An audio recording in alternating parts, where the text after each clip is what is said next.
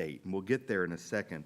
Pope St. John Paul II was born Karol Wojtyła, and we're going to be a lot of Polish names, or as few as possible, but sometimes I'm just going to say Polish name because these are unpronounceable, and even if we do know how to pronounce them, it has no correlation at all to what letters are actually used, because Polish, I think, was based on a dare, most of the vocabulary and most of the letter choices. And so Karol Wojtyła, born in Poland in May 1920. That's confusing. May the 18th, 1920.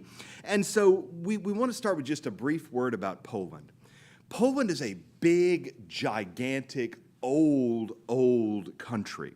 It's a country with a pile of Jewish people, a pile of Western Catholics, and a pile of Eastern Catholics, which makes it a deeply confusing place to do anything, because you're not just talking about, say, we've got some Baptists down the road that are a little hard to get along with. You're talking about people who are ancient peoples with profound cultures that are praiseworthy. And you've got folks who are doing the Eastern Orthodox or Eastern Catholic sort of thing and the Western Catholic sort of thing. And then you have the chosen people as the Jews, and you have all these religions which are, just deeply historical and ancient religions that have a lot of truth with them. And they all kind of sort of get along and sort of not.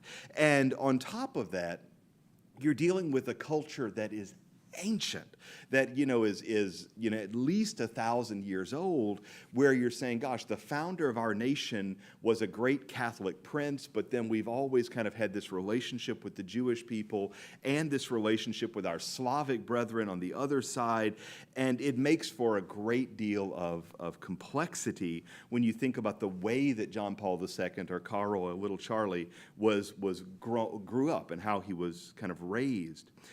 As a child, he is living and kind of playing on the playground down the road from Auschwitz, right? So he's got a certain sense, too, of the darkness of the world in which we live from a young age. And in fact, he even talks about that from a relatively young age. He is still fairly young when Hitler is rising to power, 13, 14, 15 years old. And so these are kind of a great deal of darkness around him. And of course, we remember that the fall of the Russian monarchy, the fall of the czars, is back in the 1914, 1915 range. And so Wojtyła is born into the kind of implosion of modernity, the implosion of the Western world. More to come about that, but that's a gigantic part of his own understanding.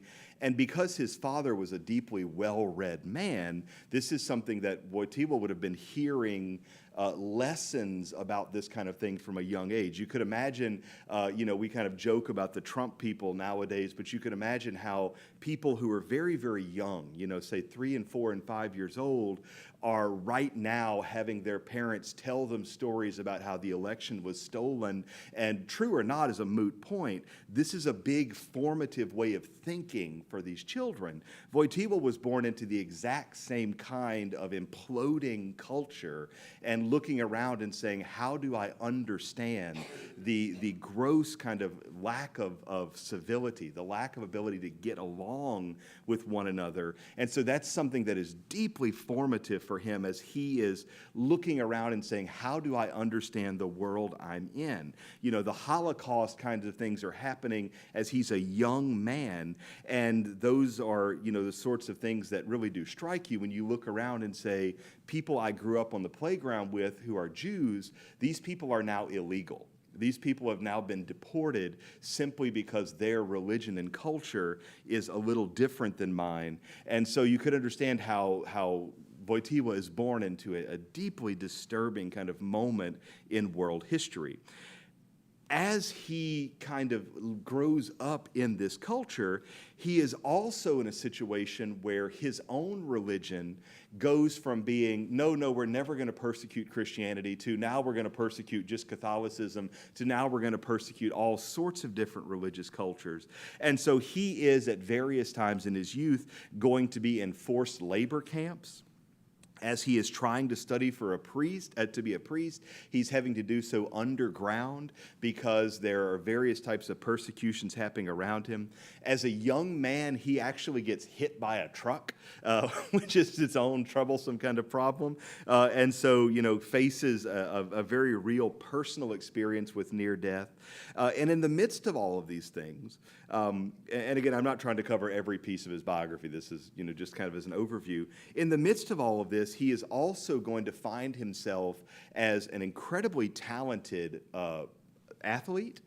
He is going to be a really accomplished soccer goalie. He's going to be a very, very accomplished hiker and an accomplished skier, alongside being an extremely talented stage performer, an excellent singer and vocalist, as well as probably the smartest person in every room he ever walked into, ever.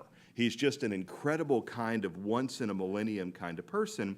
And in addition to all of this, he is an incredibly skilled artist, a poet. He publishes plays, he acts in plays, and he's writing kind of these underground sorts of letters and documents and manifestos and plays and poetry and all kinds of unexpected and wonderful things. In addition to all of that, he finds himself naturally talented at math, at politics, and a genuine people person. All of this without being raised with a mother, because his mother dies at a young age. And so you have this remarkable guy. And of course, there are tons of books, lots of ink spilled about every detail of his life, but you have a guy who everybody looks around and says, this cat's got something special. I mean, he's just remarkable at everything. He does manage to be ordained in the midst of all this chaos and immediately becomes the most popular priest in the whole wide world. He's, successful at everything he tries. He is deeply beloved by everybody. And really and truly, he kind of comes up into his own in his mid-20s in the late 40s. And so just as he is now in a position to say, okay, well, we're done with Hitler, and all that stuff in the late 30s and mid-40s, as soon as Hitler's out the window, now we've got to deal with the Soviets who come in, and the Soviets are an entirely separate set of problems. And for Poland, it was never as much a Cold War as it was for us. The war was quite warm in Poland, and there was a lot of violence in the streets and a lot of real problems. And you have Pope St. John Paul II, who at this time is just Father Charlie, or Father Wojtyła, who is working at the university that is called the Jagiellonian University. It's very Polish. But it's this remarkable school where you're talking about these great, brilliant thinkers like Galileo Galilei, kind of associated with these places, and Copernicus associated with this school. He's there, and he's writing, and he's thinking, and he's coming up with all these kinds of brilliant things. And in the early 1950s, he finds himself now as a bishop and then an archbishop of Poland, or the Bishop of Krakow. He'll later become the Archbishop of Poland. So this is just a super, super simple thumbnail overview to say this guy is beyond brilliant. He is beyond accomplished. He's a once-in-a-lifetime, once-in-a-millennium kind of human being who is just good at everything, quite literally everything.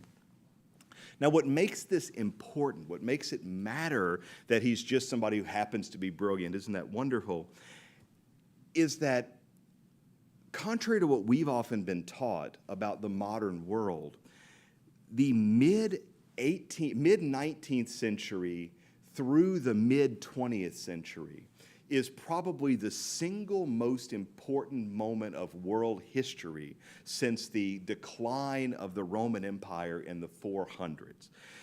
We have to kind of get our heads around the idea. We've been taught that all that really mattered was there were the Romans, there was the Dark Era, then the 60s, and everything from that point on is what matters. But in reality, certainly when it comes to Catholicism and certainly when it comes to Europe, the middle 19th century, the 1850s, 1860s, is when you have Our Lady of Knock. It's when you have Our Lady of La Salette. It's when you have Our Lady of Lourdes. And it's also when we start to have these unbelievable and unexpected things like the complete implosion of the monarchies. I mean, these things have been around, for 1,000 years. A lot of these things are tracing back to Charlemagne. And then suddenly we look up and go, oh goodness, now we have the implosion of the French monarchy. We have the implosion of the czars. We have the loss of the Belgian monarchies. We have the Spanish monarchy is going to fall apart a little bit later. But you have this is a shift in the entire perspective of global history taking place at the centerpiece of where Christianity is meant to be doing its thing. And in the place of that, we have the rise and the rather sudden and quick fall of fascism / communism / Soviet-style communism. And these things are all happening very, very quickly. At the same time, there are 3 separate gigantic heresies that arise all at roughly the same time, and all of which are still alive and well right now in the church. The broad category of these heresies is called modernism, and it arises in the late 1800s, and it's ultimately led by, guess what, the Jesuits. Who are the lead modernist heretics of the modern world. And there's a cat named Teilhard de Chardin, who kind of sums up all of this heresy and brings it forward. And the reason that this matters is that into this mess, of this heretical mess that's happening, in 1910, Pope St. Pius X says, look, the problem we have with the entire heresy problem, the problem we have with the heresy of Protestantism, the problem we have with the Freemasons, the problem we have with modernism as a heresy is not spiritual, it's not theological, it's philosophical. Now, we won't go off on the tangent. I did 2 thesis papers on this, but the short version is that humanity in the modern world lost touch with what it means to be a human person. And this goes back a ways, but the short version is quite simply, we have become detached from what it means to be a human person. Even nowadays, we're seeing the result of that, where you say, all that really matters is what I identify as being, right? I mean, all of this kind of trans nonsense is ultimately just the completion, the final result of the product of we don't know who we are. We don't know our sense of self-identity. And that all really goes back to the modern project, but ultimately it goes back to this modern heresy. And so in 1910, Pius X explains this in a couple of complicated documents, and he is basically setting up and saying, if we want to get the world back together, what we need to do is get our philosophy in order. He says this 10 years before John Paul II is born. In the same kind of cultural milieu, John Paul II is born into the rise and the establishment of divine mercy. We talked about this last month with Sister Faustina. And so John Paul II is coming up in a culture that has got the kind of the last bits of the Nazis on one side, the rise of Soviet communism on the other. He's got one of the most incredible and brilliant cardinals, Cardinal Stephen, Polish name, who is going to be his kind of personal mentor, who is neck deep in the understanding of the damage the Jesuits are doing and the damage of Teilhard de Chardin in particular. And John Paul II is this once-in-a-generation intellect, and he's bringing that all together under the envelope and the umbrella of divine mercy. So that's as simple as I can possibly make why this is so important, where John Paul II brings all of this together and why he devotes the entirety of his life to being a philosopher of all things. Now, once he becomes a bishop, he doesn't stop being a philosopher. He writes the most complicated philosophy book I've ever touched. In fact, we brought in this guy for our priest retreat recently, and he and I were talking about it, and we were arguing about whether anybody has ever really finished the book that Pope John Paul II wrote. In Polish, the book has the name Person and Act. In English, it's translated as the acting person. It doesn't matter. It's incomprehensible. But what Pope John Paul II is doing in this 1,000 or so pages is trying to explain to us what has gone wrong with our sense of understanding what it means to be a human person and what it means to act in such a way that is genuinely human. And you could just imagine how complicated that would be to explain. But that's ultimately the great project of his youth. And then once he inexplicably is brought forward into the cardinalate, which was totally unexpected by everybody, he shows up in Rome and gets permission to go to Rome for the election in 1978 of Pope's, will go on to become Pope John Paul I. Now, I don't know if y'all know the somewhat laughing, somewhat not laughing conspiracy theories associated with Pope John Paul I. He was Pope for 33 days. He very loudly, very publicly said at the end of the conclave that elected him in 1978, "It is my first and primary intention as Pope to suppress the Jesuit order." And 33 days later, he dies suddenly, unexpectedly, and under extremely shady circumstances. So there's some conspiracy theory stuff here. If you want to put your tinfoil hat on, you can have some fun with it. I'm not looking to get into that debate. There's some back and forth there. Maybe it was the aliens that did it. I don't know. But anyway, it was sudden. It was unexpected. And in that first conclave in early 1978, nobody was thinking that Karol Wojtyła, the Archbishop of Warsaw in communist Poland, was a good choice for Pope. Well, when John Paul I suddenly and inexplicably dies, they go back and everybody is going, maybe we should think about this a little differently.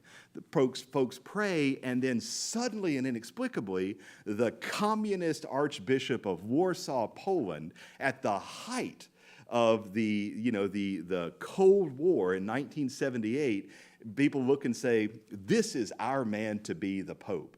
And suddenly and inexplicably, in fact, it was so inexplicable that the news agencies in the United States famously didn't even have a picture of him. They had nothing. They didn't have any idea who this guy was, and it took several days before pictures of Karol Wojtyła, now Pope John Paul II, were even put on Western televisions because nobody could get a photograph of the guy because he was so off of everyone's radar. What continues to be amazing and important about his legacy is that when John Paul II is finally in office, he writes his first encyclical. And the first encyclical is famous for every pope because this is the one where he basically sets forward his program. What does he want to accomplish? John Paul I never even got around to writing it because he was only in office for 30 days.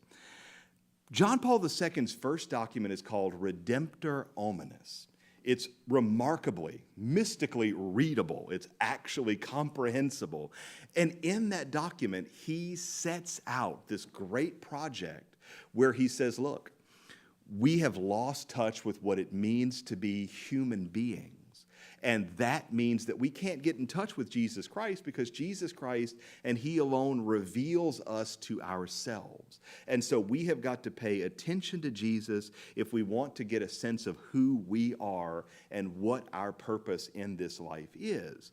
And you can see how that's right in line with the broader project that Pope John Paul II had when he was a younger man, and right in line with what he was trying to accomplish. And in fact, that quotation, Jesus Christ and he alone reveals man to himself, comes directly from the Second Vatican Council, Gaudium et Spes chapter 22, which John Paul II wrote as the primary secretary for the committee that wrote Gaudium et Spes, a document that was very, very close to John Paul II's own heart.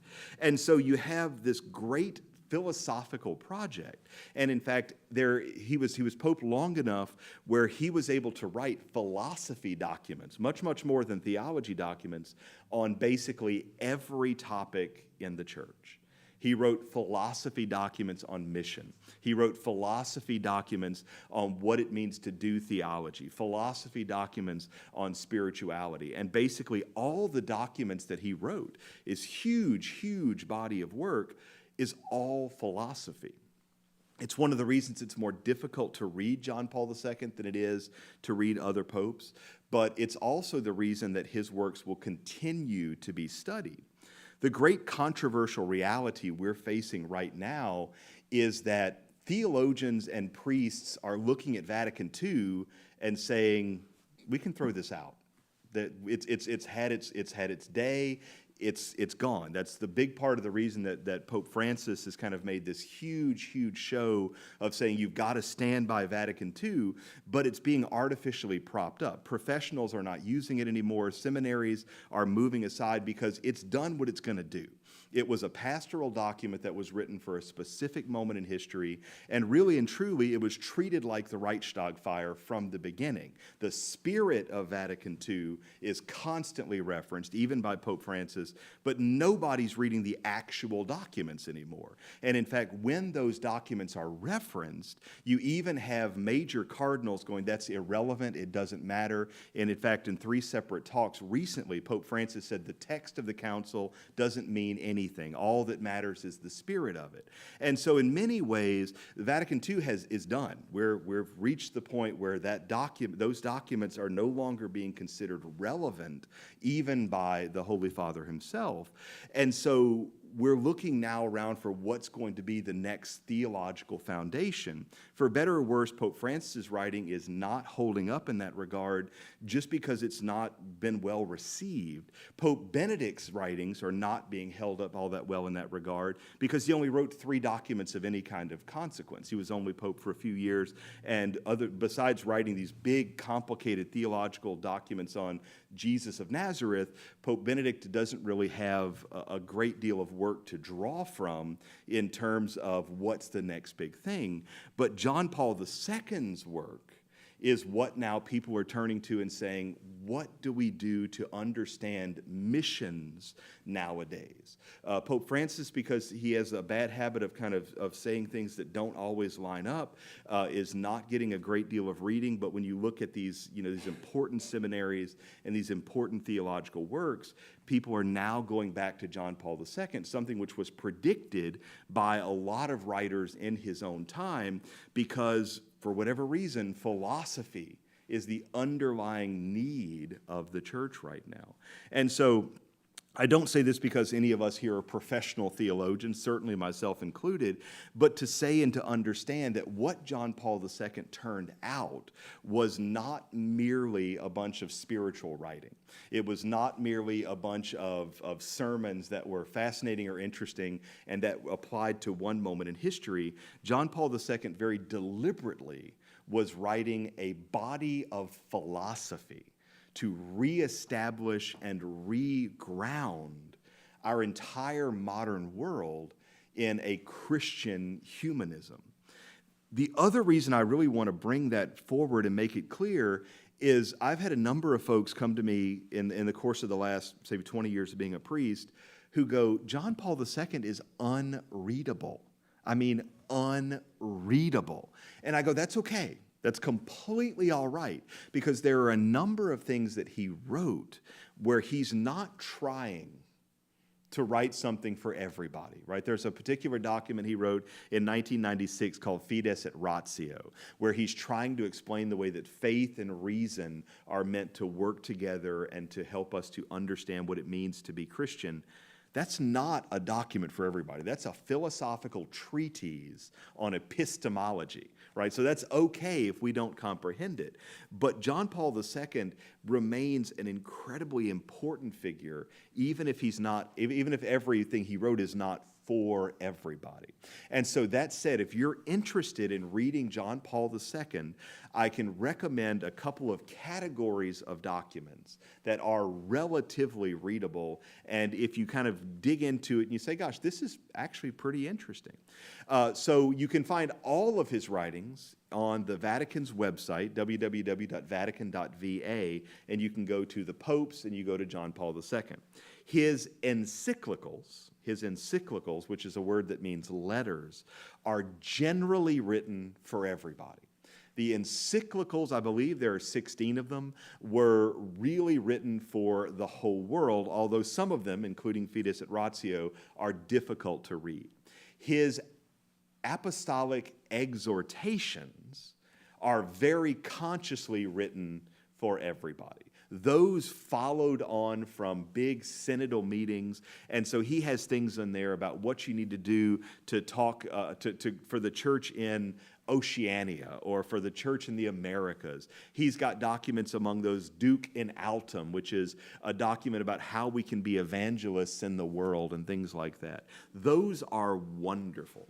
The other thing that's worth reading from him are the book-length interviews. He's got books, there are at least 6 of them, and I'm struggling to remember right now the one that I really wanted to recommend, but he's got a series of book-length interviews that are really, really excellent and easy to read because it's just John Paul explaining something.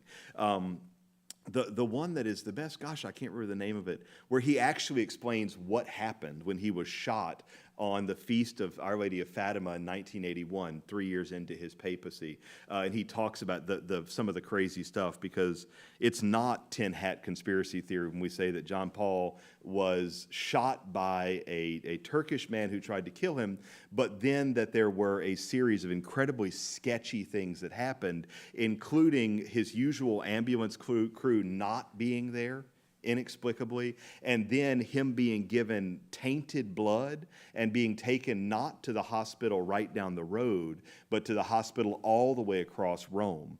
So much so that even at the time, people were fairly sure that the ambulance crew was trying to kill him. And he actually got Parkinson's disease from this tainted blood that was given to him, despite the fact that they banked a lot of his own blood at the hospital right down the road. He went all the way to the other part of Rome and was given blood that was tainted with Parkinson's disease. And it was just the crazy events in his life are beyond imagination. But the book-length interviews get into some of those details. So to provide a bit of a recap, John Paul II was a once-in-a-lifetime kind of character. He spoke 16 languages. He was brilliant at everything he did. He was a talented athlete, talented musician, talented poet, talented artist, talented everything.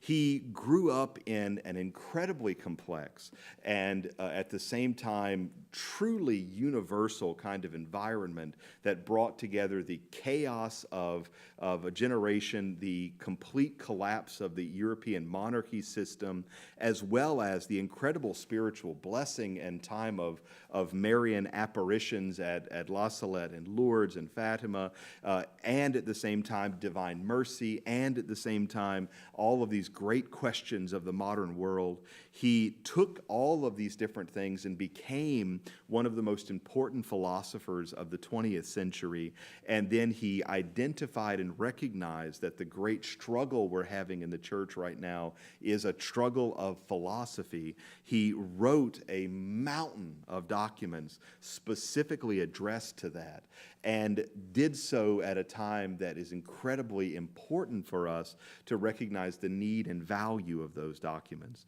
Some of them are very difficult to read. They are not universally addressed to ordinary folks, but they are incredibly important. And even as we speak now, we are starting to see that those documents are becoming the more and more important for professional theologians and clergy, because the Second Vatican Council itself, as well as a number of other writers that surround it, are starting to lose a great deal of interest, because those documents have been, you know, what is there to take has been taken, what is there to absorb has been absorbed. And so we're looking now at people, at these professional theologians looking around and saying, what can we use to address the problems of our modern world? And it turns out that Pope St. John Paul II was deeply prophetic in his understanding, not just of the answers and solutions, but the nature of the problems themselves. That doesn't always mean that it's going to be more interesting for us to read him, but it does, I think, help us to understand some of the underlying issues that make Pope St. John Paul II so incredibly important, and at least helps us to have a sense of context as to why he continues to be relevant even some almost 20 years now after he has died. And so that is a very complicated, deeply just complicated or complex kind of web of ideas summed down into as a very, very brief as I possibly can. I have been Father Ryan Humphries. This has been the CU Catecast. I hope it's been helpful, and we'll hopefully see you again very soon.